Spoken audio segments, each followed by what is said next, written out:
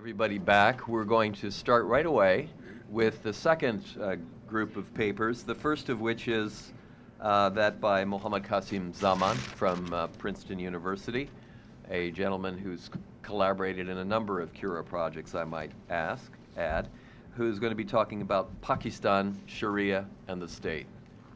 Qasim. Okay. Can everyone hear me from with this mic, or should I bring it closer? Closer? Okay. All right. Yeah. Better? Yeah. Mic's working. Okay. I'm very pleased to be here, as indeed I am to have had this opportunity to participate in this project that Bob Hefner organized and in the book that came out as a result of it. I want to talk today very briefly about some of the issues that have been debated in Pakistan with reference to the Sharia among the among three kinds of people: among the traditionally educated Muslim religious scholars, to whom I'll refer as the ulama, the Islamists, whose interests have often converged. Closer. Okay. The Islamists, whose interests have often converged with the ulama on the public implementation of Sharia norms, although they differ in many other respects with each other, and the modernists, the liberal modernists, a characterization that I would use for those educated in modern Western institutions and seeking in their different ways to rethink Islamic norms in light of what they take to be the imperatives of a modern life, of modernity. So foremost among the themes that have regularly featured in the ulamas and the Islamist discourses on the Sharia is the idea that as God's law, Muslims have no real choice in whether or not to submit to the Sharia. The question of whether the Sharia should be implemented is therefore illegitimate, is therefore seen to be illegitimate in a Muslim society, all the more so in what professes to be an Islamic republic, which is Pakistan's official name. The real question then becomes how the Sharia ought to be put into effect. Here the ulama have insisted that they, as scholars of Islamic law, ought to have oversight over the processes whereby Sharia norms are enacted into law. They insist that God is the ultimate lawmaker, but they also recognize that it is through human legislation that this law can be implemented. Many among the ulama have often been more willing than the Islamists to see the role of human understanding in the articulation of divine law. But even Islamist ideologues, such as Maududi, who died in 1979 and was mentioned earlier this morning, but even Islamist ideologues like Maududi granted that there are parts of Islamic law that are, quote, subject to modification according to the needs and requirements of the changing times, and that it is this part which endows it with wide possibilities of growth and advancement. He went on the other hand, laws that have been laid down in explicit and unambiguous terms in the Quran or the authentic traditions of the Prophet are unalterable, unquote. The Pakistani ulama have not been altogether constrained by their Hanafi legal tradition, the dominant school of law in South Asia, and state legislation, for all the criticism directed against it by the ulama and the Islamists, has helped weaken school boundaries. Even so, these boundaries have remained stronger in South Asia than elsewhere in the Muslim world, and somewhat stronger in Pakistan than in contemporary India. What this means is that the Pakistani ulama and the Islamists have been more resistant to initiatives towards rethinking particular norms in light of the Sharia's general principles, its spirit, than have Islamists and ulama in many other Muslim societies. For their part, the modernizing governing elite have challenged the ulama's views only in the most gingerly manner, nor have they been particularly successful in finding effective allies among the ulama. One recent illustration of all this, on which I want to focus at some length, is the controversy over the Protection of Women Act of 2006, through which the Hudud ordinances were amended more than a quarter century after their promulgation in 1979 by the military dictator General Muhammad Zia-ul-Haq. Even as it was determined not to allow the religious opposition in and outside Parliament to prevent amendments to the Hudud ordinances pertaining to certain punishments mandated in the Quran, the government of General Pervez Musharraf made considerable effort to find allies among the ulama. At one point, the government mustered a team of prominent ulama, including Mufti Taqi Usmani of the Darul Uloom of Karachi, one of the largest madrasas in South Asia, to help negotiate with the parliamentary alliance of the religious parties, the so-called Muttahida Majlis-e-Amal, or MMA. However, in the end, the bill that was actually passed by the parliament and ratified by President Musharraf in late 2006 was drastically different from the version the government's ulama team, as Taqi Usmani and others were often referred to in the national media, had themselves consented to. Contrary to these ulama's demands, rape was no longer a hudud crime, that is not subject to the penalty of stoning to death, but punishable instead under the somewhat less severe provisions of the Pakistan Penal Code. Consensual sex remained a punishable offense, but complaints relating to it now had to be filed in a court of law rather than with the police, thereby making it more difficult to lodge such complaints, and it was left to the court's discretion whether or not to admit the complaint in question. The most important achievement of this new law was, in any case, to ensure that women victims of sexual assault could no longer be accused of sexual misconduct and themselves punished for it. The ulama and the Islamists were vociferous in denouncing many provisions of this act. Ironically, it was Taqi Usmani, a key member of the government's team of ulama, who emerged as by far the most articulate critic of the Protection of Women Act. Offering a detailed analysis of the bill, Taqi Usmani argued that it clearly contravened the Quran and the Hadith, or the reported traditions of the Prophet Muhammad. But he also dismissed as malicious propaganda any suggestion that women had been oppressed under the hudud ordinances. He argued furthermore that the protections that the hudud ordinances had provided to women, for example by prescribing a draconian punishment for rape, had now been weakened. As the title of one of his articles on this subject had it, the new law amounted to, quote, making Pakistan safe for rapists. Such language plainly illustrates the degree of the ulama's hostility to this measure, and more broadly to what they saw as the westernizing policies of General Musharraf. Yet even such stridency did not necessarily translate into a complete break with the government pursuing such policies. The MMA, the religious alliance in the parliament, had repeatedly threatened to resign from the National Assembly, the lower house of the parliament, in the event the hudud ordinances were amended along lines they eventually were. It did not resign, however, when the bill became law. Nonetheless, if in practice the ulama and the religious parties have often been considerably more pragmatic than their rhetoric would suggest, the effects of this rhetoric should also not be discounted, for it has contributed towards delegitimizing Pakistani governments on religious grounds, on Islamic grounds. I'll come to this point towards the end of my talk. If successive Pakistani governments have had difficulty in negotiating the place of the Sharia in the state, they've not always fared much better in regulating local customary norms either. Throughout the history of Islam, both the Sharia and the state have had a complex relationship with local custom, and this has continued to be so in Pakistan.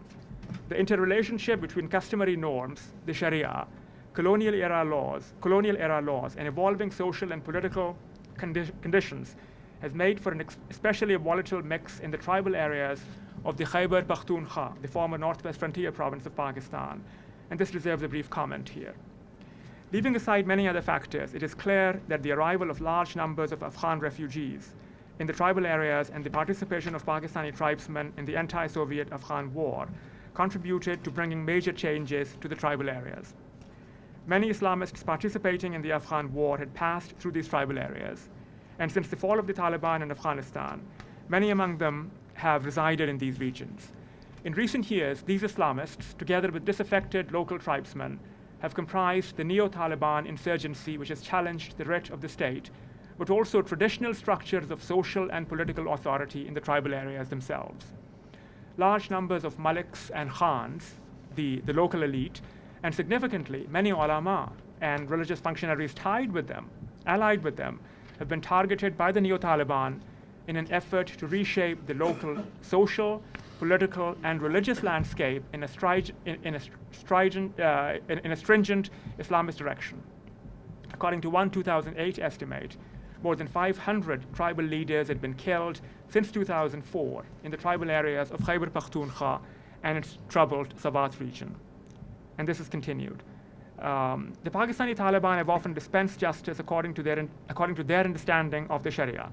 In many instances, this continues tribal norms, for instance, in matters relating to the so-called tribal honor. But the Taliban justice has also sought to push back the boundaries of local custom in the name of the Sharia, and they have remained keenly attentive to the symbolism of the Sharia. Customary norms are found not just in the tribal areas of the frontier, of course, but also in many other parts of the country. They have long prevented women from receiving the share of inheritance that Islamic law provides for them. And in recent years, the Pakistani media have frequently reported in considerable detail on instances in the Punjab, Sindh, and Balochistan provinces in which women have been brutally murdered after being accused of sexual impropriety. The ulama and the state might be thought to be natural allies in the fight against such customs, which contravene both the laws of the land and the Sharia. To some extent, this has indeed been the case. Yet even as government officials have decried such customary norms, Pakistani governments often face embarrassing revelations that leading rural or tribal political leaders have condoned or even officiated over some of the incidents in question. The ulama, for their part, have long argued against the disinheritance of women, and they have often condemned honor killings and other custom-based crimes. At the same time, some have also seen these custom-based practices as the result of the state's broken promises to implement the Sharia. In such instances, the argument against customary norms and against vigilantism becomes, once again, an indictment of the state's perceived failings as regards Islam. Now, many of the difficulties successive Pakistani governments have faced in regard to contestations on the Sharia and the ambiguities of Islam in the public sphere are not of their own making. For instance, not only do tensions between the Sharia and customary norms have a long history in Islam, as I mentioned earlier, colonial policies had exacerbated these tensions by giving official recognition to customary practices in certain parts of India, for instance, in colonial Punjab. The rhetoric of an Islamic homeland had furthermore played an important role in mobilizing Muslim support for the demand for Pakistan. And while the country's ruling elite have continued in various ways to contribute to this rhetoric, they've also found themselves constrained by the need to pay at least lip service to it as a way of legitimizing their often tenuous claims to authority. My point here is not, of course, to try to exonerate the Pakistani ruling elite for the many conflicts that have centered on Islam and the Sharia throughout Pakistan's history. It is simply to remind ourselves that these conflicts have complex roots and that they cannot be reduced to any single overarching explanation. At the same time, there can be little doubt that the weak political legitimacy, corruption, and incompetence of successive governments have continued to strengthen those who insist that sincere efforts to implement the Sharia would cure the country's ills. Even as Pakistani governments have been repeatedly challenged in the name of the Sharia, they've not exactly been helpless in the face of such challenges, and this is a point worth underscoring. Okay. Important modernist laws have been enacted throughout the history of the country, from the Muslim Family Laws Ordinance of 1961 to the Protection of Women Act of 2006. They've been upheld by the Pakistani higher courts, and despite vociferous opposition from the ulama and the Islamists, they've largely withstood efforts to revoke them. At the same time, however, the very enactment of particular modernist initiatives in the face of strong religious opposition has also continued to erode the legitimacy of the modernist elite. It is finally worth asking why, if Pakistani governments have failed to cultivate reformist trends among the ulama and the religious groups more generally, the latter, the religious groups themselves, have often been at best unsympathetic to particular initiatives at social and legal reform. Why is that? In part, this has to do with the failure of the government to cultivate, for example, through its madrasa reforms and through public education, serious alternative approaches to Islam, to the study of Islam. It is tempting to suggest, however, that it also has to do with the ulama's perception that to endorse the governmental initiatives towards Islamic legal reform is to embolden the governing elite in undertaking more radical measures towards marginalizing the place of Islam in public life. Ironically, the fact that Pakistan professes to be an Islamic state, an Islamic republic, necessitates from the religious group's perspective, greater vigilance against those who might wish to tamper with Islamic norms in the name of Islam, a suspicion that the ulama and the Islamists have long harbored as regards the modernists, but also one that the ulama have had in relation to their sometime allies, the Islamists. Just a minute, actually. Okay. Put differently, the constitutionally recognized place of Islam in public life may have inhibited at least some possibilities for reformist discourse among the ulama in Pakistan. There's an instructive contrast, and this is where I hope to end. There's an instructive contrast with India here, contemporary India here. Some Deobandi ulama in contemporary India have sought to rethink Islamic legal norms in light of the overarching purposes of the Sharia that were mentioned earlier this morning, and in the interest of adapting these norms to the conditions of Muslim India. For all its contradictions, Indian secularism provides some of the space in which these new discourses have come to be articulated. But the enormous pressures Muslims of contemporary India have faced as an economically disenfranchised minority viewed with grave suspicion by an overwhelming Hindu majority have also necessitated efforts to articulate moderate Islamic positions and to adapt at least some Islamic norms to evolving needs.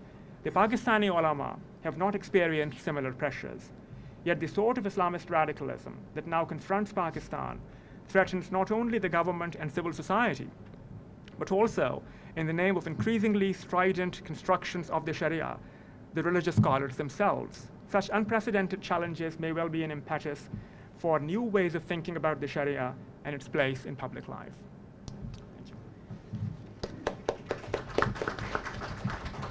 Thank you very much, Qasim. For our next presentation, we'll hear from Paul M. Lubeck from the Department of Sociology at the University of California, Santa Cruz, and he'll be talking about Nigeria, mapping a Sharia restorationist movement. Thank you. I want to thank Bob for all the work he's done in our working group. Thank Bob for all the work he's done in our working group. I want to just sort of summarize and prepare people for Nigeria. So Nigeria is the largest Muslim country, has the largest number of Muslims on the continent of Africa, exceeding Egypt just recently. It has 160 million people, half of whom are Muslim, and I think that exceeds the Muslim population of Egypt if you assume 10% are Christian or non-Muslim.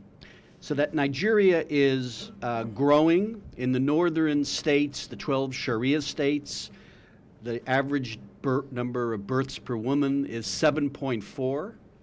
So they're experiencing a population explosion, mass poverty. Over 75% of the population lives on less than $2 a day in the 12 northern Sharia states. There is continuity with Sharia for over 500 years. Sharia law has been practiced. The British supported and rationalized Sharia law, eliminating stoning and amputation, but effectively accepting the remainder under indirect rule. There's only been 40 years between 1960 and 1999 when Sharia criminal law has not been enforced in the 12 northern states. So the 12 northern states have two major Islamic empires, the Sokoto Caliphate, the Sultanate of Bornu. The culture is highly Islamicized. Sharia is, one of the words for justice in Hausa is Sharia. So it has penetrated the culture, a source of debate in that. So the country of Nigeria is a poster child of the petro-rentier state with all the problems that arise from it. About 90% of all foreign exchange earnings, exports over that come from oil and natural gas. About 40 to 45% of the economy is based on petroleum. So the economy is one where people seek access to petroleum rents, which produces corruption, an oligarchy without the need to collect taxes, poor governance, and at the moment insurrections both in the oil area and in the north by Lake Chad and the Sharia states. Okay, so it is also the frontier of evangelical Christianity, Pentecostalism, in competition with Dawa movements from all over the world. So that it's the frontier of salvationism, if you like, with militant Christian Pentecostal movements and militant Islamist movements. The origins of the current Sharia movement is the election in 1999 of a born-again Christian Obasanjo, former general, who led the transition from military rule to civilian rule, and perhaps in response, although the governors in question campaigned on returning to Sharia. The region has a very strong sense of resistance to colonial conquest. It views the secular state, the Sunday as a holiday, the Western calendar as a Christian Western imposition violently imposed upon the society in 1903.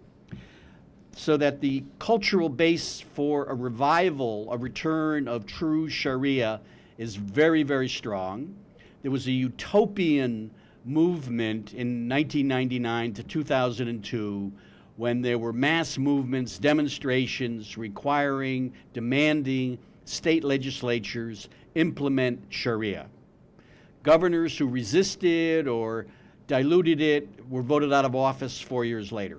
It was democratically imposed, and it was a restorationist narrative, an attempt to restore the golden age of the pre-colonial period where Islamic justice in law prevailed. Now, the fundamental tension is generational. The new political entrepreneurs who implemented the Sharia movement were in conflict with the older generation who negotiated Baroque political deals with northern politicians to gain control of the federal government, whereupon they gained control of access to petroleum rents. Without these petroleum rents, the redistribution of these petroleum revenues, northern Nigeria would be at the same economic level as, socioeconomic level as Niger, the poorest country in the world. So this tension has made Sharia difficult to implement according to the visionaries. So there's been a constant negotiation over what are the rights of the federal government, what are the rules for Sharia courts, police, Hizbah, that is religious police, that were implemented. Sharia in northern Nigeria is led by a Salafist movement called Izala, directly influenced by the Saudis, many of whom the scholars pursuing this were trained in Saudi Arabia or had relationships with Saudi Arabia or were part of the World Muslim League, especially the Islamic University of Medina. They challenged and led a campaign in the 70s and 80s against Sufism, against the tolerant, eclectic practices of the Tijaniya and Qadiriyya. The leader, Abu Bakr Gumi, declared Sufism another religion, not Islam, and introduced takfir, apostasy, as into the political discourse, and this has had consequences in this radical movement that I'll talk about at the end, Boko Haram. Okay, the generational differences then are worked out where the next generation takes power in the 12 states, whereupon they implement or attempt to implement the Republic of Virtue. You have Sharia commissions, Hizbah commissions, Zakah commissions, attempt to have the state organize the distribution of Zakah, foundations, a high level of political participation, and a revival of what people imagine true Sharia should be. Again, there is continuity through the colonial period and in the national period, 1960 to the present, because a court system existed for personal law and contractual law and inheritance and family law. The only change from 1999 to the present is criminal law. Blasphemy, apostasy, was omitted from the negotiated way and is not part of the Sharia statutes. Only Muslims were under Sharia law, similar to Malaysia. And this was considered a great compromise from the point of view of the implementers. The problem, of course, is implementing a Sharia legal system within a Nigerian federal political system where the court system is under a secular Supreme Court, and that the police are national, and the Hizbah could arrest people but could not indict them and bring them to an Islamic court unless the prosecutors and the police cooperated. This led to a large number of disputes and was ultimately resolved where the Hizbah were allowed to do community and cultural policing in communities, but the federal police retained their powers. So that restorationism was a attempt to restore the previous imagined community of pre-Islamic northern Nigeria. It had remarkable levels of political participation. Virtually no politician would ever vote against it. It led to attempts to redistribute income without really dealing with production and the problems of economic growth, industry, and it was an example of Islamic populism. It burned itself out by 2010 and 2011 because the real economic problems were of great concern to people, and Sharia became much more naturalized. Hijab became widespread. There were Sharia-compliant transportation introduced.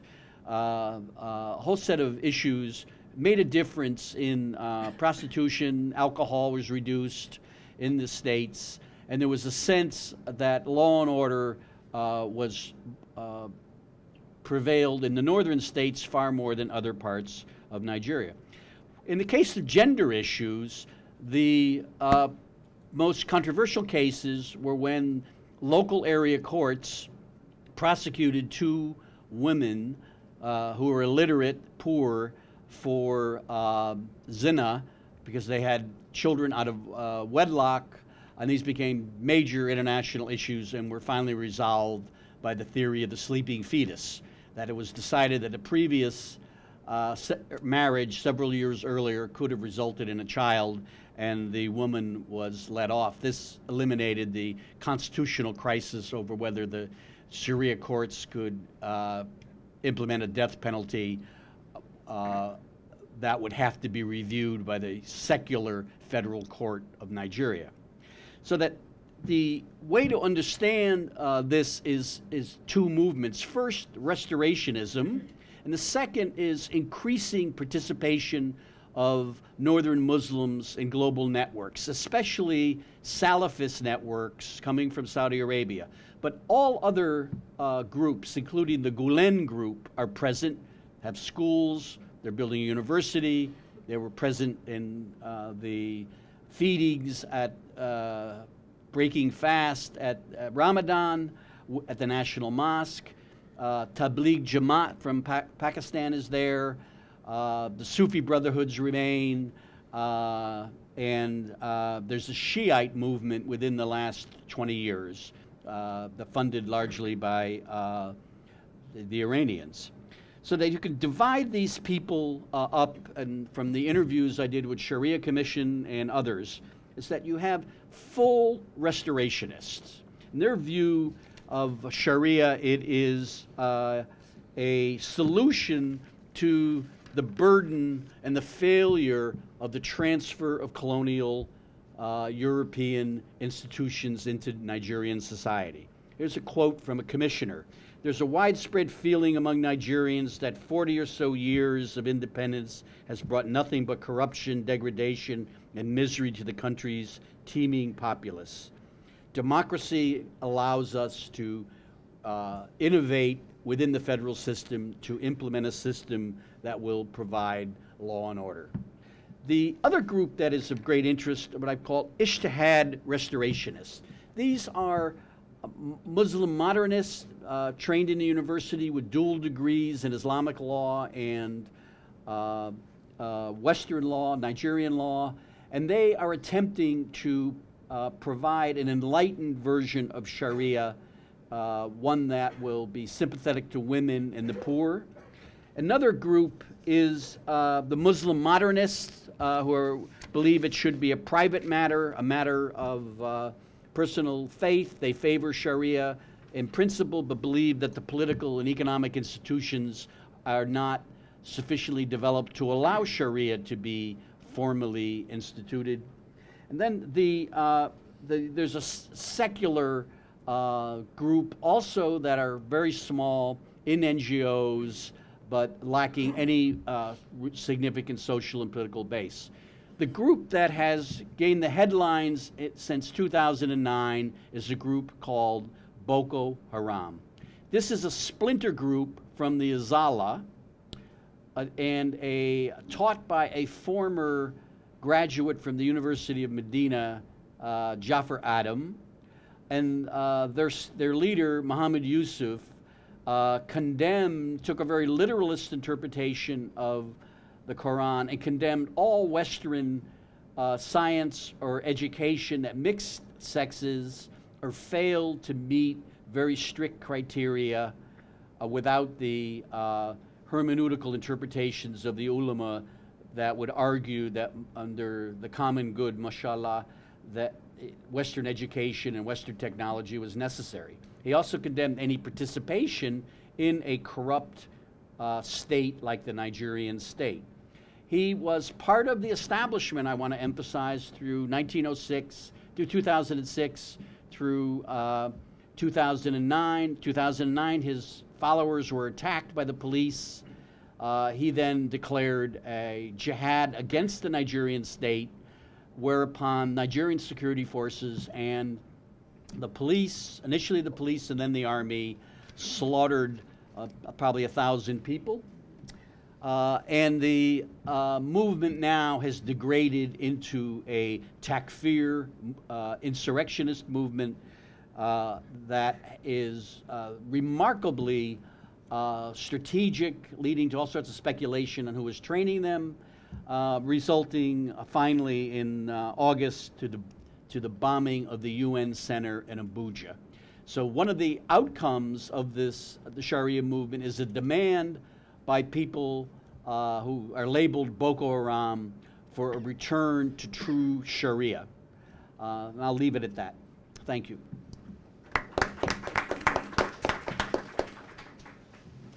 Thank you very much, Paul. Our next presenter is Thomas Barfield, the director of the Center for the Study of Muslim Societies and Civilizations at Boston University, and a 40-year strong scholar and specialist of politics, culture, and religion in Afghanistan. He'll be talking about Afghanistan, Sharia law, and customary practice. Thank you very much, Bob.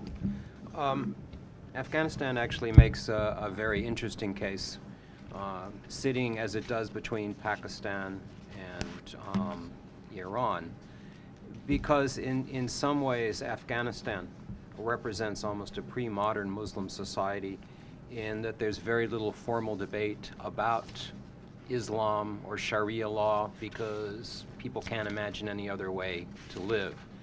That government changes have affected the capital, they've ignited insurgencies, civil wars, but they've not really transformed society.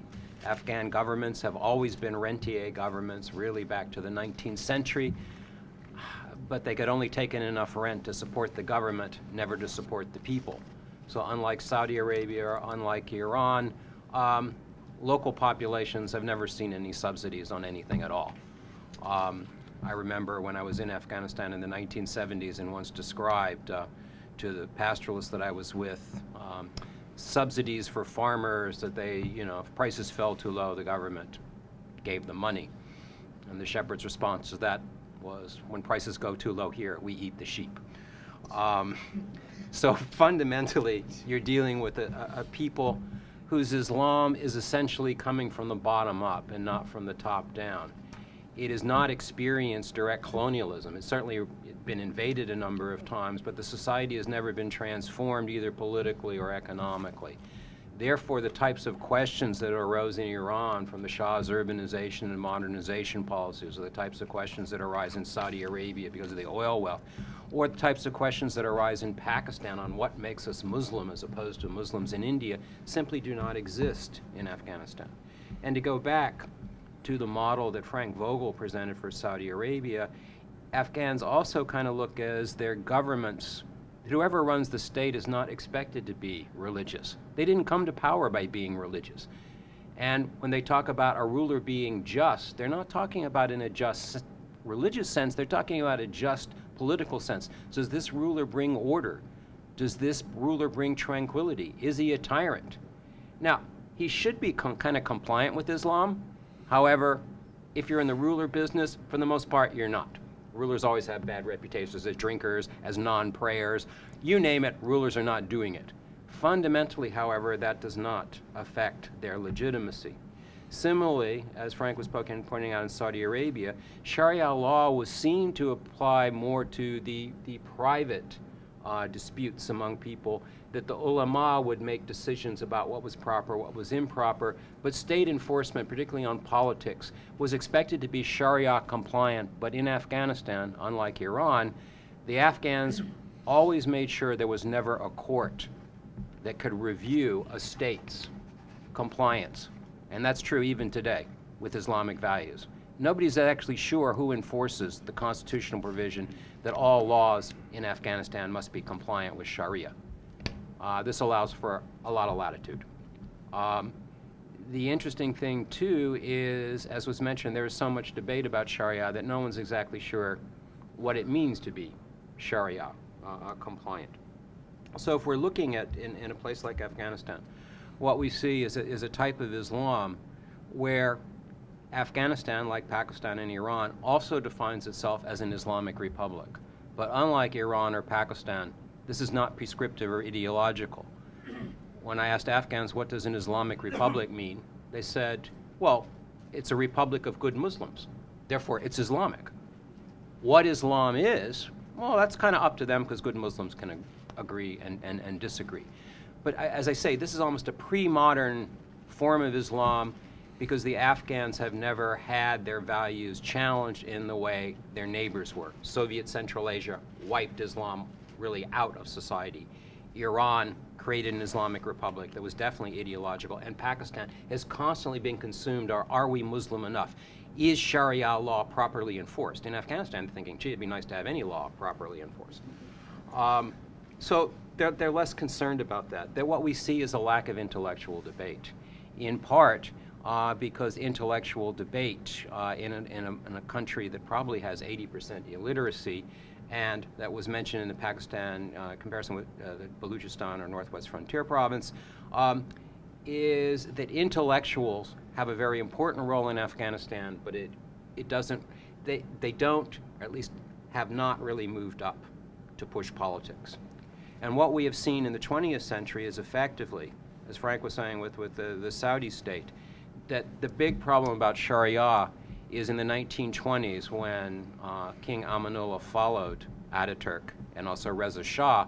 What we find is the state reaching into society to enforce family law and other things that the Afghan population did not feel was any of the state's business. And that's where we got revolts. The high point of that was the 1978 coup by the communists that declared a secular society and quickly backed off. But it didn't help it particularly. It was identified as a secular government. The opposition to it and its Soviet backers, however, was put in the name of Islam, and that raised up the question of religion as the basic element of government because it was jihad against a Soviet-backed government and Soviet troops in the country. The difficulty was when the Soviets pulled out and then the Soviet Union collapsed and then the communist government fell, the jihadists got exactly what they wanted. an Islamic government. And all hell broke loose because it turned out that each jihadist party wanted political power and was willing to do anything for it. They killed each other and reorganized themselves largely on the basis of region and ethnicity. Out of that came the Taliban, who said, we will introduce Sharia law. The problem is, as the ulama pointed out, particularly the Egyptian ulama, you guys don't even read Arabic. You've only done third grade madrasa. How the hell do you know what Sharia is? And Mullah Omar said, well, God empowered me to rule. I am the commander of the faithful. What I say must be. This followed an idea which was very common when I was in Afghanistan. A good Muslim knows what Sharia is because he's a good Muslim. There's sort of the lack of the educational part in there. And what the Taliban did was say, yes, we do Sharia law, but it was kind of Sharia light, and compared to what is well known in Pakistan, it tended to conflate Sharia law with tribal custom. If you look at the executions carried out by the Taliban for murder, the interesting thing was they handed the rifle to the family that had suffered the loss. It is the state that's supposed to take the life. If it's an individual, we're dealing with blood feud. The Taliban conflated these two.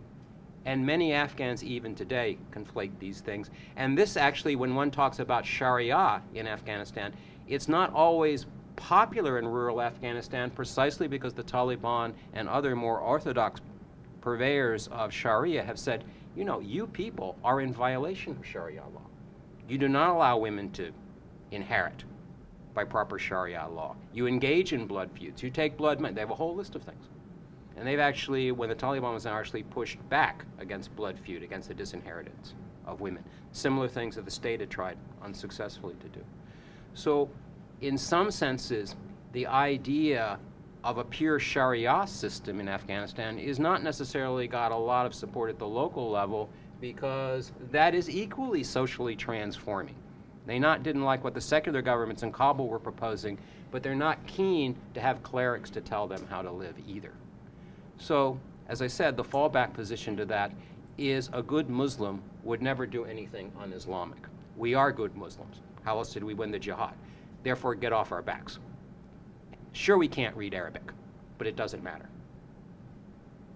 As I say, this is a real pre-modern situation, and one of the things that's really lacking, that's hard to work out if you're a political scientist, there are no parties in Afghanistan. So in terms of organization, it's hard to even determine who's on what side. So when we look at what's happening in Afghanistan, what we see is a situation where pretty much local usage, local understandings of what it means to be Muslim rule the day. And for the most part, where we see debates on Sharia law is when you go to a Sharia law faculty with properly educated ulama who have been educated outside the country, particularly in Egypt, in Pakistan, in India, elsewhere. They're the ones that say, you know, the understanding of Islam in this country is very deficient because the local mullahs who are saying that they are the interpreters of the faith at the village and provincial level, they really are not properly educated, and actually they don't really understand the flexibility in the system. They don't understand the necessity to be educated, to have a debate, and the mullahs at the local level push back by saying, we don't really need this education. So what we actually have is an argument over the interpretation of the Sharia, but in Afghanistan, when you had a situation of almost anarchy for 30 years, the question of who can enforce any kind of law comes up. And the population's major concern, and this goes all the way back to questions in Islamic law about is it proper to revolt against a Muslim ruler who's not a very good Muslim? And the answer is no, because it creates disorder, disharmony. It destroys social life. In Western terms, it's a very Hobbesian argument that in the lack of having a strong ruler who maintains order, the situation is worse. And what Afghanistan has been looking for and trying to work its way out is not the question of splitting hairs about which ruler is more Islamic, what kind of Islamic policy do they have, but a more basic one. Who can bring order and justice to the country? but that this justice will be naturally Islamic if the ruler is a Muslim. And this, as I said, short circuits intellectual debates, but it's a peculiar case because it takes place in a peculiar country that hasn't gone through the transformations that was mentioned, like in Turkey, integration into the world system, strong state development, education, urbanization. All of this, to some extent, is in Afghanistan's future, is not in its past. So that could these debates become important in Afghanistan? I would argue yes. But at the moment, one of the difficulties that Sharia proponents have, of radical ones, is the Taliban ruled and said, we are doing this type of law. And the one thing about any radical regime, if it ever gets in power and people see what it does, I don't care what its ideology is, the population is usually less impressed. So let me leave it at that.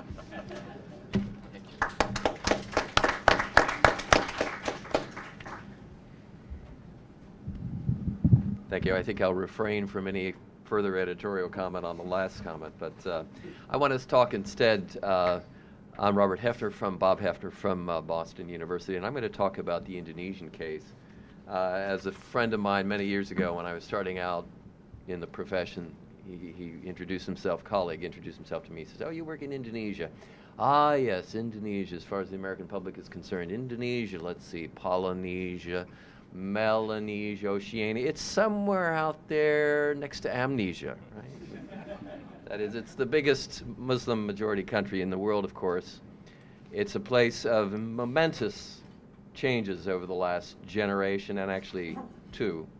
Yet it's one of those countries that both in the West, but also, I should say, now that I travel more in the other Muslim majority countries, it's also relatively little known, unfamiliar to many people, many Muslims.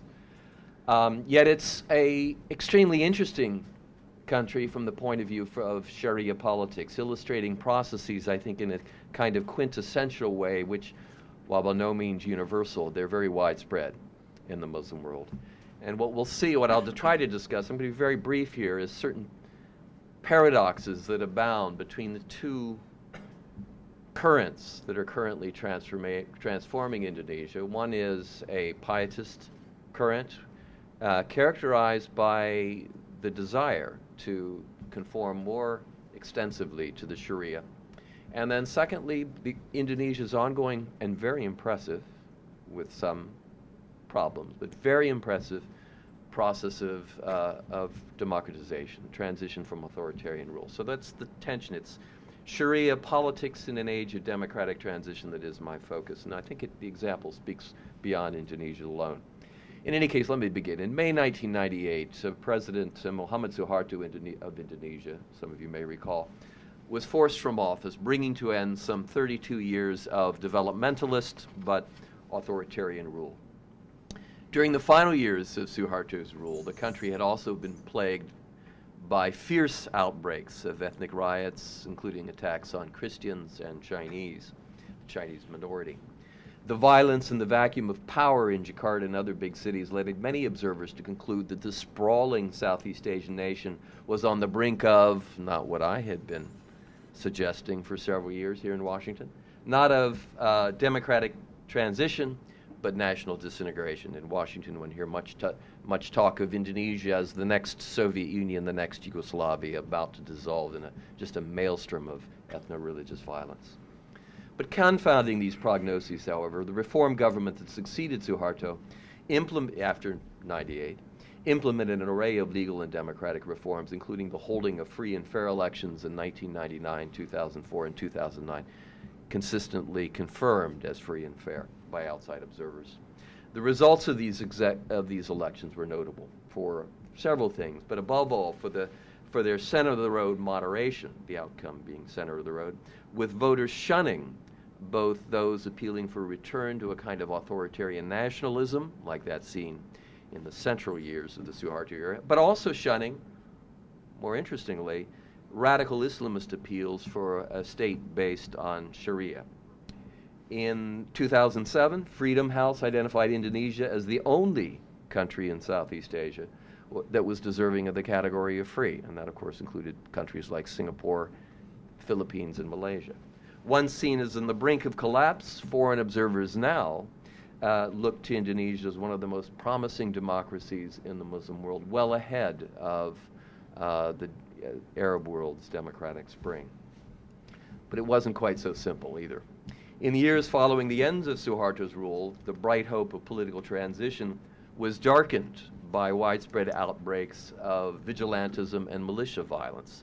Now the violence was not primarily ethnic in its dimensions, although there were a few regions that suffered ethnic violence, but had to do with radical Islamist militias attacking Muslim nonconformists, liberal Muslims, and occasionally Pentecostal preachers on the grounds that these people were violating Islamic law. One also saw during this time appeals for the implementation of law, appeals which were effectively rebuffed in 2001 and 2002 by the National Assembly, which opted not to change the Constitution so as to incorporate Sharia, the implementation of Sharia for Islamic citizens into its Article 27.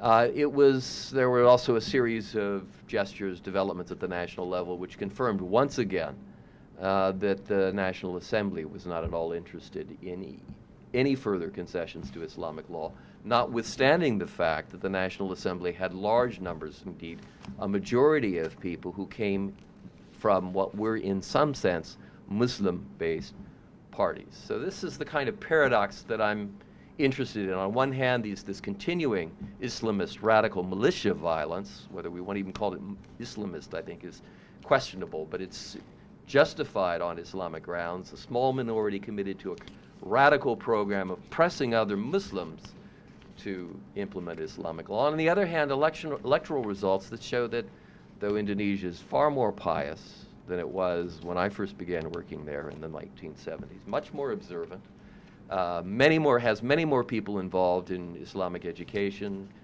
mosque activities, women's studies groups. Though all these things have changed, the electorate continues to turn its back on parties calling for a more state-based, uniform, codified implementation of Islamic law. How do you understand, again, this paradox? A paradox that is not by any means unique to Indonesia, but which I think emerges as with particular clarity in the Indonesian context because of the depth of the democratic transition, and at the same time, the depth of what we might call Islamic pietization. So the lessons from this history, I think, speak to a broader tension across Indonesian history. On one hand, beginning in the late 1940s, Indonesia saw the emergence of radical Islamist groups, always very small, very well organized, and enduring despite their repression.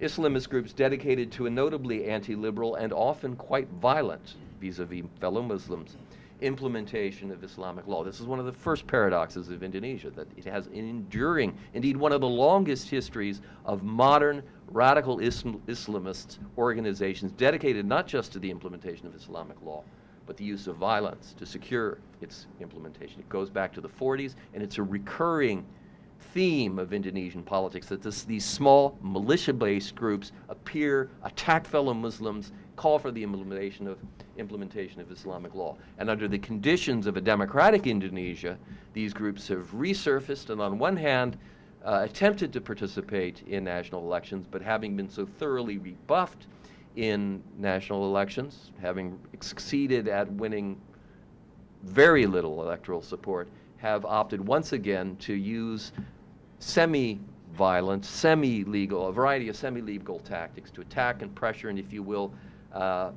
destabilize things from the margins. But on the other hand, the second side of the paradox, and notwithstanding, if you will, this anti-democratic adventurism, Indonesia also has long had, and it's developed all the more impressively since the 1980s, it's not new, one of the largest and most sophisticated traditions of a national and pluralist Islam anywhere in the world. In the late 1980s and early 1990s, as the gentleman to my right knows well, Indonesia's state Islamic colleges produced an array of scholars and politicians who, while well-versed in Islamic fiqh, jurisprudence, provided forceful arguments on the compatibility of Islamic law with democracy. It wasn't just a kind of superficial thing. It was, there was substantial religiously based arguments in support of gender equality, democracy, citizen rights, and the rule of law. In the 1990s, some among this Muslim intelligentsia then went on to play a key role in sanctioning Muslim participation in the pro-democracy movement, one of the largest and most successful in the entire Muslim world.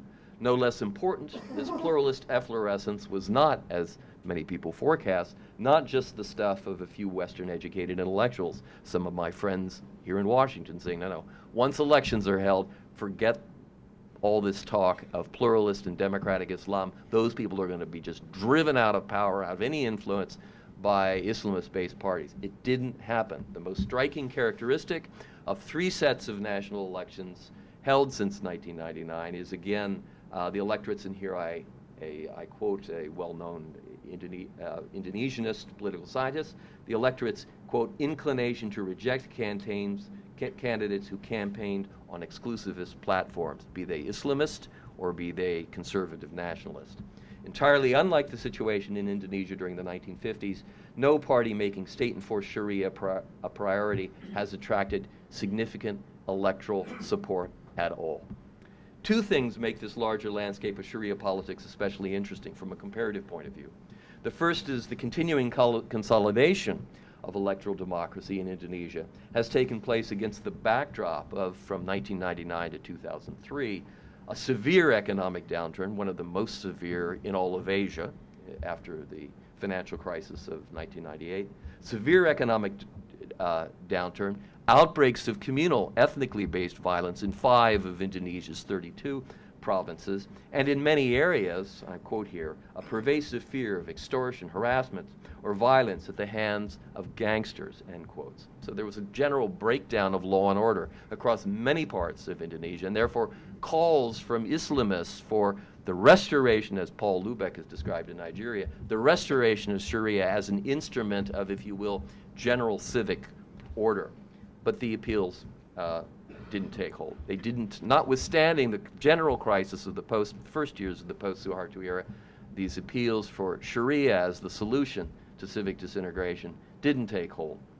The second fact that makes this all the more interesting, and this is the one I think that I really want to emphasize, is that this general disinclination to support Islamist parties took place against the backdrop of what is, by any measure, the greatest surge in Islamic observance in Indonesia's history.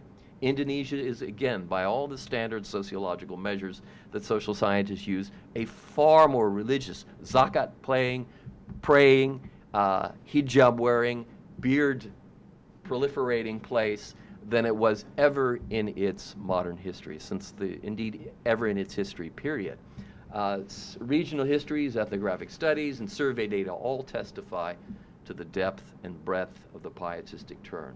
But the deepening piety has not, this is the basic point, has not translated into support for the modern radical notion itself, as I said in the introduction today, a departure from the classical tradition of law, has not resulted in a commitment to the idea that the best way to uphold the Sharia is by giving a state-appointed elite responsibility for its definition and enforcement.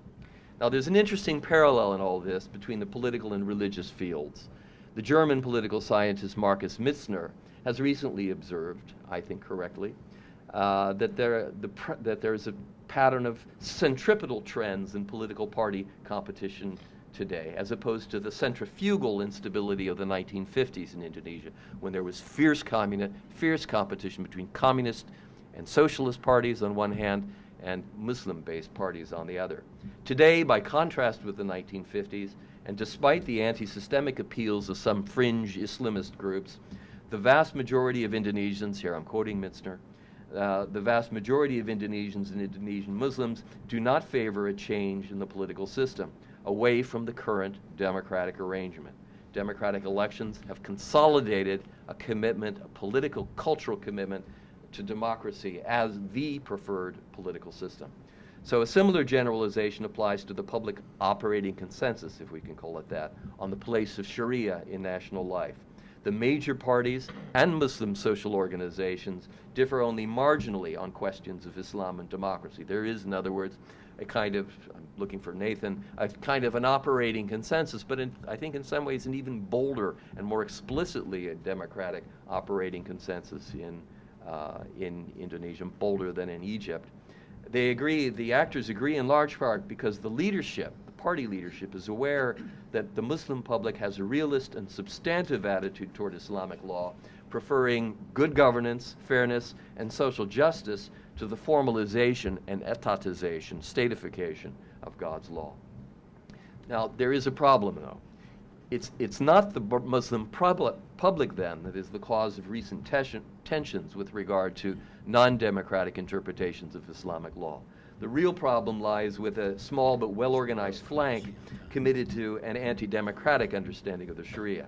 Some among these groups, like the Hizb ut-Tahrir and the Islamic Defenders Front, Front Pembela Islam, have in recent years built a vertically integrated network of militias, madrasas, and political economic patrons.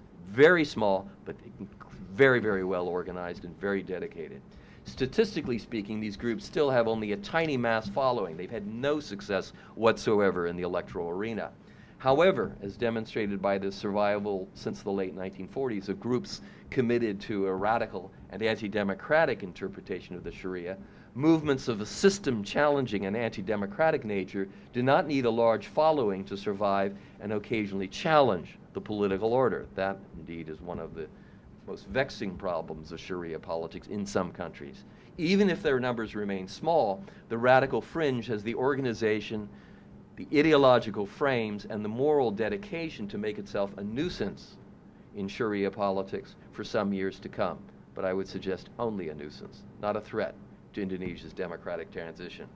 The really decisive question, then, as regards the future of Sharia politics in Indonesia, concerns not this radical fringe, which is going to continue, but they're not going to destabilize the system, but points of articulation between state institutions and the broader community of Islamic politicians and ulama. A central feature, as we all know, of Islam over the ages has been its emphasis on learning and law, and the scholars of law figure prominently in the arrangements Muslim states develop for publicly managing religion. In a general sense, this has always been the case, as we know, and Muhammad Qasim Zaman has written very eloquently on this. After the period of the Prophet, however, Muslim politics never witnessed a comparably seamless union of religious and state authority, nor was there ever a single pattern to the state's relation with religious society, as a number of us have emphasized here today. Nonetheless, this is the key, some measure of collaboration across the state-society divide in the interest of upholding Islamic ethics has remained the norm in much of the Muslim world, at least until the vicissitudes of the modern era. To return to Indonesia, one of the most distinctive features of Sharia politics in the post-Suharto, post-1998 era, then, is that although more radical proponents of state-enforced Sharia have been dealt repeated rebuffs, some have gained a platform, however, in the executive of a small semi-governmental organization known as the Majelis Ulama Indonesia, the Council of Indonesian Ulama. Since the fall of Suharto in May '98, the MUI has attempted to transform itself into a voice for anti-pluralist and anti-liberal understandings of the Sharia, notwithstanding a clear distance between that view and the general Muslim public. The MUI has also repeatedly called for the state and societal actors to take action against deviationist currents in Indonesian Islam. Militants then in groups like the Front Pembela Islam, the Islamic Defenders Front, and the Hizb ut-Tahrir have cited MUI declarations to then justify their attacks on Muslim minority groups, and that's been the focus of the attacks, not Christians, Muslim nonconformists, including, of course, most importantly, the Ahmadiyya sect, whose mosques have, in particularly the last 2 years, been shuttered, homes have been burned, hundreds of people driven out of villages. One of the most important and saddest, if you will, blemishes on Indonesia's otherwise extraordinarily impressive democratic transition. Although the MUI is not fully and officially part of the state, its loose identification with the state nonetheless affords it great influence. After the failed effort to amend Article 29 in 2002 to allow for Islamic Sharia, The MUI councils saw their strategy as lending support to local efforts to implement Islamic law at a local level, and they joined forces with these small fringe groups that support a radical understanding of Islam. The capturing of Sharia, the capturing of state or semi-governmental bureaus by small bands of well-organized activists, unrepresentative of the broader public, is a familiar event, sadly, in modern politics, in modern countries, both democratic and undemocratic, Muslim and non-Muslim. Nothing unusual, no political dynamic here that's particularly unusual or distinctly Muslim. This achievement has been a notable feature of radical Islamist politics in states like Sudan and Iran, where actors with absolutist understandings of the law came to power, notwithstanding the fact that they did not enjoy the support of the majority of people in Muslim society. This type of anti-democratic collaboration across the state-society divide will likely remain an ambition of the radical wing of Indonesia's Islamist communities for many years to come. So it will be a nuisance. For the moment, however, the movement's prospects for success, notwithstanding these incidents like the Ahmadiyya violence, remain, in my opinion, poor. In conclusion, what is the future then of Muslim politics, Sharia politics, in Indonesia? First, a small minority, the fringe about which I've talked, well-organized, an intense minority, will likely continue to use a mixture of legal and coercive techniques to press for the implementation of a decidedly non-democratic understanding of Islamic law. The radical Sharias have been a small but noisy presence in Indonesia for the better part of 60 years, and they are not likely to disappear anytime soon. However, and second, as demonstrated repeatedly in Indonesia's post-Suharto national elections, the majority of Muslim citizens in Indonesia have concluded that they can combine a pious commitment to the ideals of Islamic law with participation in free, fair, and democratic elections, as well as, and I can't go into this today, commitment to a whole slew of civic rights. That's another paper, another time, but it's a quite striking feature. It's not majoritarianism, it's a much richer understanding of democracy. This dual aspiration for both Sharia piety and democratic politics is widespread in the Muslim world, and on most but not all critical points, Muslim Indonesians have worked out an operating consensus on both. Third and last, my last point today, the most pressing challenge in these circumstances, where a pious majority displays democratic moderation but continues to be challenged by an intense minority dedicated to an undemocratic Sharia, will be the task of building a political, legal, and public ethical framework with sufficient legitimacy and reward to continue to bring people to the political center. Notwithstanding the violence of the early post-Suharto period, the results of Indonesia's elections and developments in civil society and its economy, to agree with Hakan, suggest that such a framework, a public culture for a civil center, is being built in Indonesia. Most notably, it's an extraordinarily impressive democratic transition. The consolidation of this political culture will depend upon the state's ability to deliver on the prosperity and justice for all citizens. Again, Sharia politics is responsive to the same sorts of developments as democratizing politics in other parts of the world. It's not, there is no Muslim exceptionalism. There are distinctive qualities, but no exceptionalism.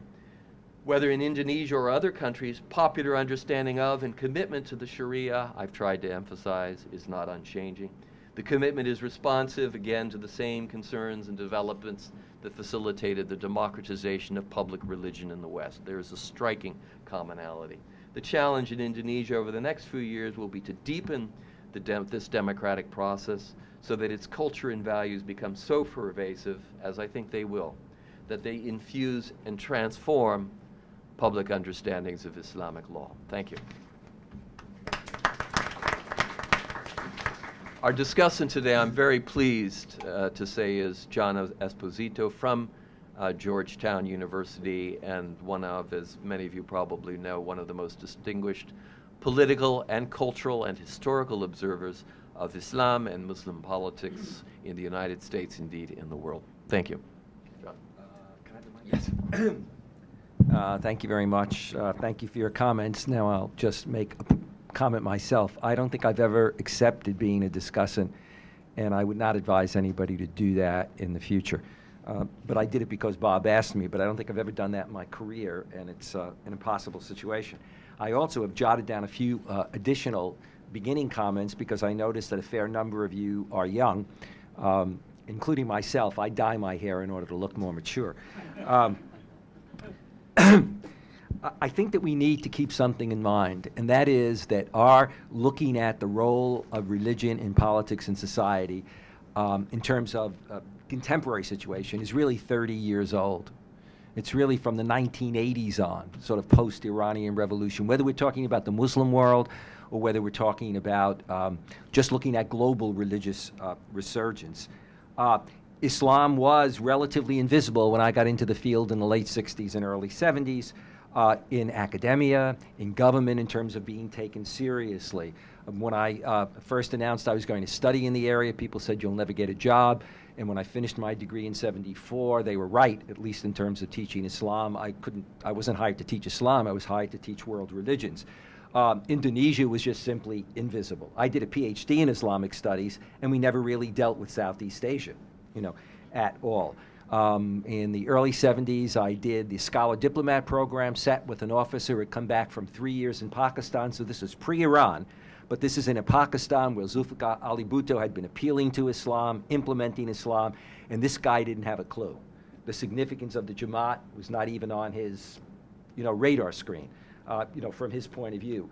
And indeed, when Iran was seen as an epiphenomenon, the fact is in Libya, Sudan, and Egypt, and Pakistan, religion was already being restored, as it were, re-implemented by people like Numeri, Sadat, etc., all the way over to Bhutto. So all of this is important in terms of trying to understand the brief period of time that both academic experts, let alone government folks, have had in terms of dealing with this phenomenon, let alone the fact that some of the early areas where you saw a resurgence of religion at a time when it was believed that religion was really marginal to the whole issue of development and ought to be, was occurring in places like Iran and Egypt and Lebanon, which was seen among the more modernizing societies. So, if you take that, you can then understand why the United States today and the EU have a problem dealing with Islamist movements, and certainly why there's a problem dealing with something called Sharia. I'm happy to tell you that Alan West has just added yet another jewel to his crown by, what was it, announcing in Florida that you could not have a Republican Muslim because Muslims believe in the Sharia, and so an attempt to prevent anybody from actually organizing Republican Muslims in the state. Now that may be a bit peripheral, but I think that there's something here. At a Central Command meeting 2 years ago here in D.C., in which the head of Central Command was in the room in a closed meeting, you had somebody who actually said, and it was somebody who was of Turkish background, but who announced that he was born on the European side of Turkey, that in fact, even when you talked about secular Turks, if you mentioned, no matter how secular they were, if you mentioned the word caliphate, something resonated in their breast. So Hakan and I never discuss caliphate because I'm worried about what he might decide to do. But he was trying to extrapolate that in terms of Muslims more broadly, because this whole Sharia and caliphate issue. What I want to do today is to talk about trying to understand Sharia and the way in which we hear it playing out in all of these diverse ways today in our case studies, and also touch briefly on the issues with regard to foreign policy. I'll try to draw out and comment on some of what has been said today in terms of some of the commonalities and issues, but I'm also going to contextualize this within the question of, well, what do Muslims want? And that will be based a good deal on my study of polls, but particularly my work as a Gallup senior scientist. I love that phrase. Don't know what the hell it means, but it sounds so good, And I'm there with people like Deepak Chopra, plus Nobel winners. So I'm not, kind of say to my wife, I don't know where I am between Deepak and the way he is today, and Nobel winners in economics. But anyway, I will be drawing on some of that data, and I want you to know where I'm coming from on this. First of all, let's deal with Sharia. Well, the overwhelming reality is fear of Sharia. Fear of Sharia has driven many of secular elites within Muslim societies, and we see fear of Sharia often, or if you will, of the resurgence of religion and the idea of Sharia as being a significant driver in terms of a variety of American administrations and their approach and justification for supporting authoritarian, regimes. There are good reasons for this concern and perception. Islamic law in countries like Saudi Arabia, Iran, Pakistan, Sudan, Nigeria, and the Taliban's Afghanistan has been used in a variety of ways. We've seen restrictive ways and oppressive ways. In terms of American policy, we had, under the first President Bush, Ed Jurajian, who was Assistant Secretary, talking about America's attitude towards Islamists or towards any within the Muslim world, saying that we would respect both secular as well as Islamists in the democratic process as long as they believed in, one man, one vote, one time. The fact is, when we then had to deal with Algeria, we froze. In Iraq, we had Mr. Bremer when Iraqis began to talk about having Islam in the Constitution, as well as Mr. Rumsfeld. You had Mr. Bremer saying it's not law until I say it's law, till I sign it. And Mr. Rumsfeld jumping out immediately, hearing that Islam was even going to be mentioned, and saying, we will not allow a theocracy. And then on the weekend, of course, people like Senator Lieberman and others had to also, play that same card. Today, when we talk about the Arab Spring, for many, certainly at the popular and even the commentators, they don't jump out and worry as much about the military and entrenched elites in terms of the future of Egypt and Tunisia. It's about Islamists and what role they might play. I remember I was talking about this recently, and I got off the plane in D.C. I was coming from outside, and I think it was The Atlantic. It had a very good article inside, but on the outside, talking about democratization from the Arab world, but on the outside they had a woman fully covered with niqab, and some reference also to the kind of religious dimension, even though the title of the article was not what was on the front page. So that's out there, and concern, therefore, about how the Arab Spring will play out, and what will that mean.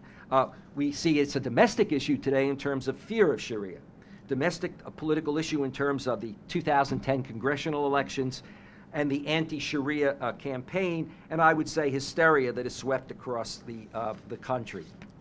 Well, what about then not just the role of Sharia today, but in the near future? It seems to me that what comes out of the case studies also is the fact that Sharia has always had, and especially today has, multiple meanings. And that if we were even to take two broad meanings, on the one hand you could say as law, but on the other as a moral compass, or if you will, ethical Islam, as a moral compass.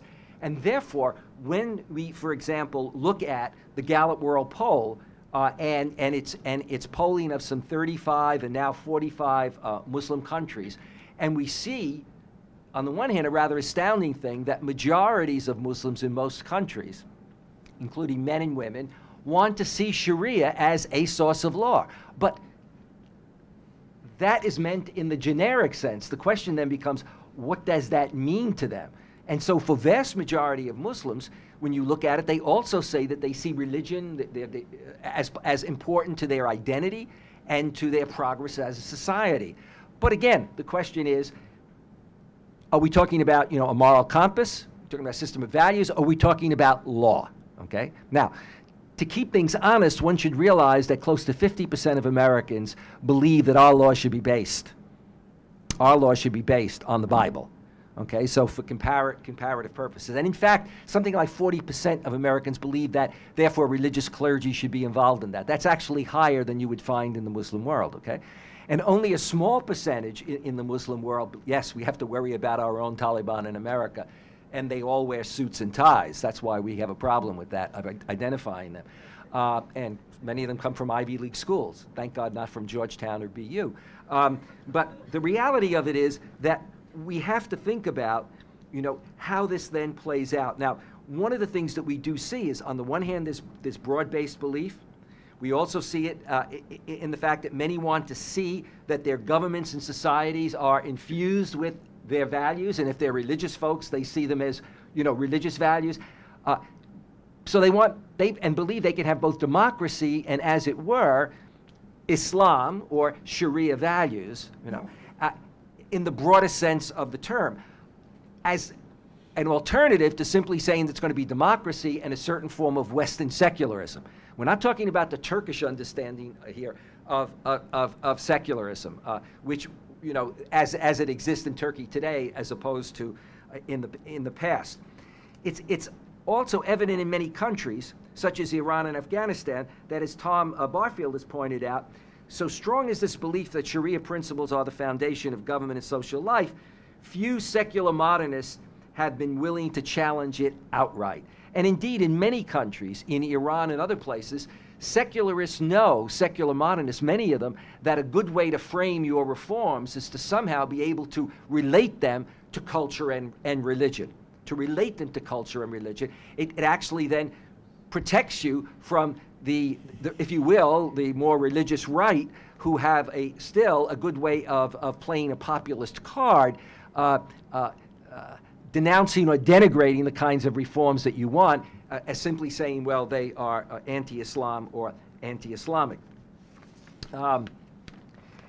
It's also important to note that when it comes to women's issues, majorities of women and men who want to see equal rights for Muslim women still see Sharia as a source of law. But indeed, the logic there, of course, is that the abuses, the dark side, is the dark side and departs from the ideal.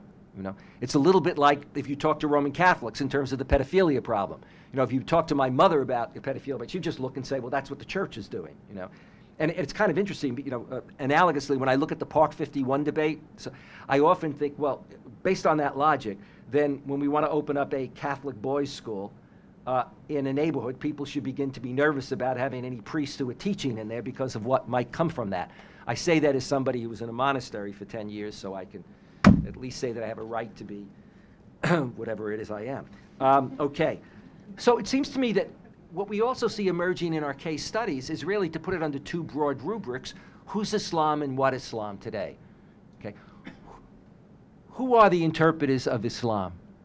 Historically, the ulama like to see themselves as doing that, but in fact, as emerged in a number of cases, it's very clear, and those of you that have any background, that today we see rulers trying to play the religion card when it's convenient. We see parliaments trying to make decisions. We see conservative religious leaders. We see Islamists trying to play that card. So we have a variety of folks, and we have a whole group that was referred to earlier of, if you will, laity, who feel that they know their religion, but they also know the realities of life and that they ought to be part of this. You see this particularly, for example, with regard to women, women's movements. It's not just a question of women becoming qadis, etc., or mujtahids. It's also, lay women who run NGOs and other contexts who are willing to go toe-to-toe with religious leaders in arguing the kinds of issues that they are concerned about. So we see this diversity of actors, which is both a strength, but which also can be a problem in terms of people seeing this and the kind of chaos. You know, even the whole question of the proliferation of fatwas and who can issue a fatwa. So you got the strength and the weakness. They don't have that great fortune that we Roman Catholics have. You know, with our whole history of authoritarian rule and certainly today under the current Pope, knowing that we have a beacon out there who can tell us exactly what we have to believe or should believe. You have to come and hear Hans Kung. They're going to be a 3-day conference on global ethics that will be co-sponsored by Berkeley and by the President's office in early November. Kung has a new book about, can the church be saved? Which is very interesting. Okay, so who's Islam? And there's a robust debate about this, but also what Islam? That question of restorationism, the way I would put it is restoration or reconstruction. You know, for some, it's a restoration of an alleged model, and indeed, even those who might be seen as all restorationists differ on the alleged model, showing again the diversity that exists and also the way in which often history is either remembered romantically or from an ideological point of view, simply back projected, the ideology back projected for some kind of authenticity. And then you have the reconstructionist. Therefore, the views and interpretations of Sharia and the role of Sharia obviously are extraordinarily diverse today. Think about the differences between self-styled Islamic states and republics like Saudi Arabia, Iran, and Pakistan as compared to Egypt, Nigeria, Afghanistan, Syria, Malaysia, and Indonesia, or Turkey is a bit of the outlier here. What are the trends in reform today? While we can generalize about more conservative religious scholars, in my book, Future of Islam, isn't that very subtle? Notice that I plug that. When you go out, I actually have my wife outside selling copies. No. I once announced that in Turkey that my mother was outside, and this woman comes through a huge crowd after it and says, "We lost your mother. We can't find your mother." I said, "My mother's not here." But in any case, in my book, Future of Islam, one of the things that I try to point out, and I discovered the more I thought about it, was it's very hard to even use the word when we go to use reform and reformer because of what people expect. For example, you not only have ulama that are more, if you will, progressively reformist, as well as laity who look more because they're modern education like reformist, but you have ulama who are neo-traditionalist. So if you look at, for example, the difference between a Mustafa Shari'a, the Bosnian Grand Mufti who has a PhD from Chicago, and let's say Qadawi or Ali Gumma of Egypt, you see how your Ali Gumma and Qadawi, as compared to Mustafa Shari'a, or some lay reformers who would be closer to Mustafa Shari'a in their methodology, the neo-traditionalists argue often to the same end, same conclusions, but use a different methodology. They draw off a more, if you will, traditional-looking methodology because I think it's not only the way they were trained, but because they believe that that will get the broadest possible resonance in society. And I think that that's important. The other thing that's very important is we can use the Arabic term, but it also is a notion that goes beyond the Arab world, is this notion of a greater sense of centrism or wasatiyya, a kind of middle path, and therefore diverse people trying to come together, whatever their differences, to find common ground because they know that that's important to the future, not only of their religion, but of their society. And that's going to be the challenge, for example, in places like Tunisia and Egypt, whether or not that centrism can move forward, as opposed to having the old-style secular, entrenched secular elites, along with the security forces, who may attempt to deliberately undermine and undercut that kind of movement. Part of that method, Nathan Brown makes this very good point when he talks about Egyptian Muslims publicly agree that there are some Sharia-based rules that they are all bound by and the state should enforce, trying to get to that kind of central ground. But also, many of them attempt, I would note, and Nathan in his writings points that out, they also try to bridge with that notion, to bridge to the notion of equality of citizenship, and therefore the whole challenge of the rights of religious minorities, an issue that's become even more important if you look at from Nigeria and Egypt all the way over to Malaysia and to a certain extent Indonesia in the last 2 years in terms of issues of religious conflict, if you will. Also central to this centrist approach or a methodology that's used is this notion of maqasid Sharia. Now, some people will actually use the phrase maqasid Sharia, and others will simply use the same kind of logic that is contained in the notion of maqasid Sharia, that traditional legal principles, in particular the maqasid Sharia, which talks about the purposes or goals of Sharia, then come to be employed in diverse countries to legitimate reforms based on the argument that Sharia is guided by certain fundamental concerns, and that then gets dovetailed to also the notion that those fundamental concerns, as they played out in past contexts, can now be or need to be reinterpreted in new social and political contexts. And here you get the interesting thing of custom in a number of Muslim countries and the way in which it comes to be played in. Absorbed, I think, more quickly and fully in Afghanistan and the way in which it's dealt with, but also in other countries that either pull it in acknowledging it or pull it in but don't acknowledge it. Now, and when we see that that's a reality, when we look at the struggle of Muslims in America and Europe today, the problem that many Muslims have, certainly the first generations coming over, distinguishing between, as it were, faith and culture, and the extent to which a good deal of culture and customary practice has become Islamized, and then whether or not it is, a core kind of Islamic belief. All right, conclusion with regard to Sharia today. Good news, bad news. Remember something. Religion is about transcendence. It's about a belief in a transcendent reality and a belief that faith enables one to transcend, both in terms of spiritual experience, but also in terms of one's ethical life, one's baser instincts. Okay? For a few of us, we may not be able to identify with the existence of those baser instincts, but that's only a small group to which I and a few other people belong. But you got the transcendent side, but also historically there is the dark side. And indeed, we all know the dark side. Not only as students of religion, but you know, in terms of the past, but even students of religion today. And at times, we often think that the dark side seems to trump the transcendent side. So that tension exists. Majorities of Muslims continue to see and want Sharia as a moral compass, a source for guidance and values, a source of law. A minority see it as the source of law.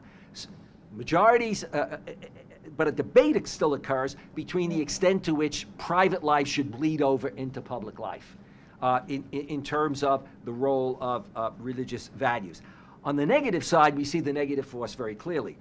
From the Taliban to practices in Sudan, Saudi Arabia, Iran that we've seen. We hear Bahman Bakhtiari noting both in his comments today and quoting from his paper, Iran's decade-long Islamic experience of the politicization of Sharia by the ruling clerical regime of Iran has led to a very different viewpoint about Sharia and its suitability for modern legal structure of a Muslim country. And that's not only within Iran, but that's the case for many policymakers. People always say, another Iran.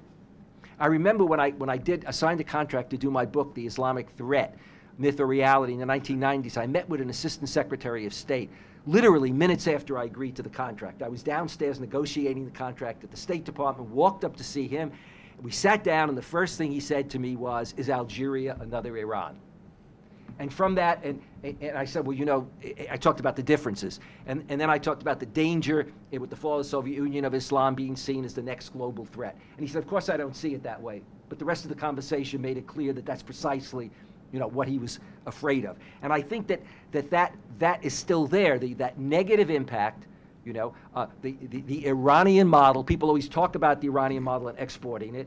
And then you have poor politicians like Michelle Bachmann, who when she looks at Libya, isn't sure whether, you know, how can we, in criticizing Obama, we don't know to what extent Al-Qaeda's there, but not just Al-Qaeda, Hamas, Hezbollah, Islamists in general. In other words, they all bleed together. You know, we still don't tease that out, and we're still struggling with that. All of that is still at play today. The reality and strength, though, that we have to keep in mind is that there is a legal pluralism and both with regard to law and with regard to religious authority.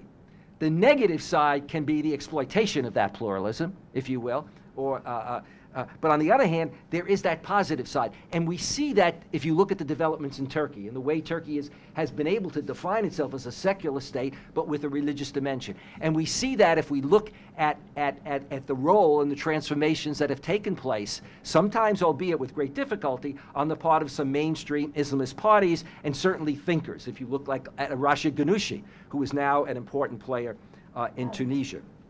As Bob Hefner has reminded us, and this is my final comment, reform is both needed and reformers exist across the Muslim world. But I would maintain what we have to remember is they remain a vanguard. They are a vanguard. They are not the majority. What we also deal with is the fact that they face formidable forces, governments, entrenched secular elites or ex-entrenched secular elites who still don't want to lose, and an educational system. Until there is significant reform in the educational system, not just universities, but in madrasas. And I don't mean this in terms of dealing with madrasas simply in extremism. I mean in terms of a mindset, i.e., in Islam, as in Roman Catholicism in recent history, the thrust of conservatism is that therefore it is alive and well in seminary training, therefore this is where a lot of your religious leaders come from. They're the people who are in the mosques, who are the religious scholars. They form and influence the next generation of not only leaders, but of mothers and fathers who then pass on that kind of worldview. So that tension and the debate, therefore, over what Sharia means, the role of religion in politics and society, which no doubt in most Muslim countries in the short term is going to be part and parcel of the way governments have to move. But what that's going to mean, to what extent is it? Is it in private life? To what extent in public? If in public, in what kinds of forms? That's still very much out there. And for policymakers, this will present a significant hurdle, both for U.S. and EU policymakers. We see it in some of the statements that have been made at times by both representatives, by both the Secretary of State and others, by EU representatives. And I use EU. Some of my European friends get very upset. Norwegians and Swiss and others kind of say use EU because we're more enlightened on these kinds of issues. But this is going to be very important. The extent to which we still have a problem dealing with the role of and understanding the role of religion, and that we live in a world of multiple modernities, not a single model, and that therefore we have to be able to talk about, if you will, a way in which democracy, secularization, and religion exist in various new permutations. The extent to which we're not able to do that will, I think, inhibit our ability both in the formulation of foreign policy and in the conduct of foreign policy. Thank you. Thank you, John. We do have to exit soon, but we've got a few minutes for questions, comments, observations from the floor, please. Sorry.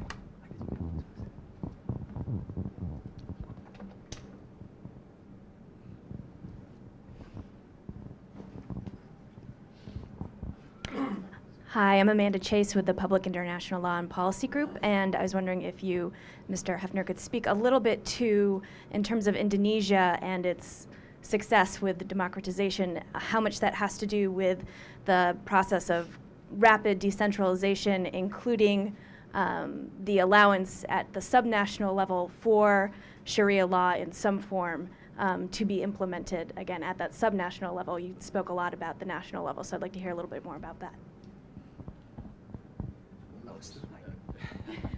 I don't know if you want to record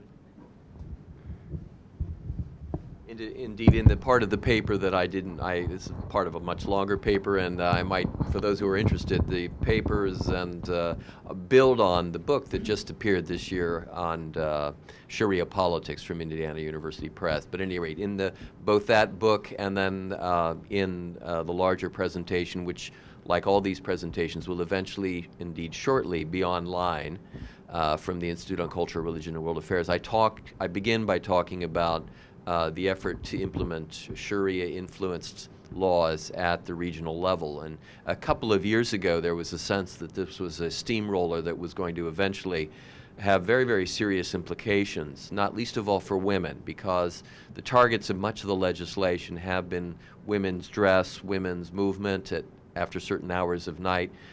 This has been widely observed, not least of all by Muslim scholars themselves. Many, and I'm not talking about the liberal reformists, many mainstream people saying this is a rather eccentric and narrow interpretation of Islamic values. The steamroller, the locomotive, so to speak, has slowed greatly, and there's been no extensive continuation of this process of regionally based implementation of Islamic law, in large part, if I may say so, because the implementation was regarded as so quirky, number one, and number two, because there was, speaking of operating consensuses, which I've suggested there is one in Indonesia, many of the parties, including the parties like Golkar, the former ruling party established by President Suharto, which had at one point sort of saw some political interest in supporting this locally based Sharia-influenced, not Sharia legislation. Many of those parties realized that the outcome was not in their interest, so they pulled back. As to dissent, they pulled back, and we're no longer seeing this. We're seeing instead a shift towards the kind of things that Hakan talked about, a kind of an emphasis on the ethicalized understanding of Islam. On the question of, I'll be very brief, on the question of whether decentralization, Indonesia implemented a few years ago one of the boldest decentralizations of political state organization in modern times. It was initially accompanied by widespread jockeying and not happy. Competition, often kind of ethnic more than religious, among players, but it has now succeeded at shifting an extraordinary amount of influence and finances to the regions. Is that part of, if you will, the success, Indonesian success, as regards its democratic transition? Yes, I do, however difficult it was during the first years of the decentralization. Is it part of a critical element in this this new operating consensus among Muslim parties and organizations and intellectuals on the question of Sharia? No, I think not. I think it's actually quite separate.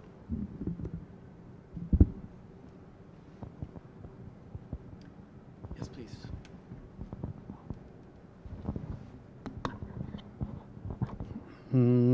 Regarding Pakistan, I would just like to make two comments. One would get the impression that Pakistan is very religiously, very fanatical, etc., etc. But with with the influence of the ulama, and especially of the Jamaat Islami, for example, on the masses, with their religious influence, and also organized platform, how is it that so far they have not been able to win significant number of members in the election and form government or capture power in Pakistan? That puzzles me. Number two, if I have understood you correctly, you appear to have attributed the tension between customary law and Islam or Sharia law on the colonial rulers.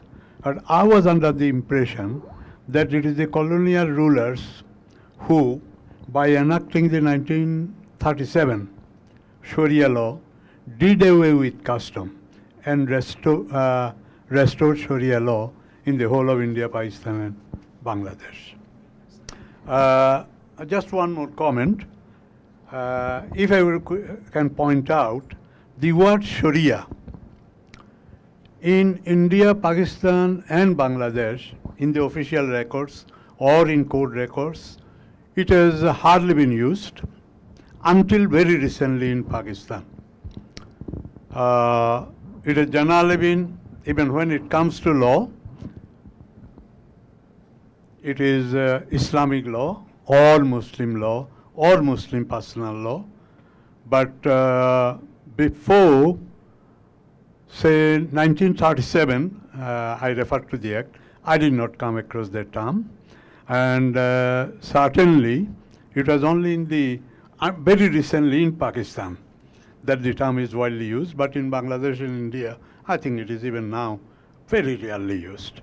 By the way, in this connection, I refer to Bangladesh, not because I am a Bangladeshi, because I tend to believe Bangladesh can be a model for peaceful coexistence of Islam and secularism, Islam and religious freedom, and Islam and democracy. Thank you. Do we have time? You can answer, and then I think we have to exit. Okay, just very quickly. My point towards the end of the, this is about the issue of customary norms, the Sharia and colonialism. My point was that many of the challenges that the Pakistani governments have inherited are in fact inherited challenges. They have been exacerbated by the incompetence and the corruption and the political calculations, short-term political calculations of these governments, but they're not necessarily in all instances of their own making. And this was an example of that. And it works actually in both in case of customary norms and of the Sharia. So in some cases, as in the Punjab, the British had recognized custom as the basis of landholding patterns, for instance, because their interests were tied with the landed elite in the Punjab, and they wanted to keep it that way, and custom was a better guarantee of that than the Sharia was. On the other hand, they also recognized Muslim personal status laws as how they understood the Sharia to be. So it was working at cross purposes. They were both empowering in different ways the customary rhetoric in some instances, and in some instances, the Sharia vocabulary. And my point was that the Pakistani governing elite have inherited some of those things, which is not to say that it's all attributable to colonialism. That's one. On the other issue, no, my intention certainly is not to suggest that the Pakistani nation as a whole is somehow given to fanatical ideas about Islam. No. And in fact, it is quite discerning in, as you rightly point out, in not voting these religious parties to power. Never in Pakistan's history have they had a plurality of the votes or formed a majority. There have been some exceptional instances, including elections right in the aftermath of 9/11. But for the most part, they've not been treated very well in the general elections. That having been said, it nonetheless remains the case that they've had a disproportionate influence in the Pakistani public sphere for a variety of reasons. And here, there's a good deal of blame to go around, including with the governments themselves, which have lacked any sort of clear vision of how to cultivate alternative understandings of Islam, which are other than their short-term opportunistic interests. I want to thank everybody for coming and thank the presenters today for presenting, and I especially want to thank Tom Banchoff, Aaron, Melody, and others who were involved in hosting us and being so kind and generous, and again, I'm just green with envy at the skill with which you run this operation. Tom, thank you very much for everything.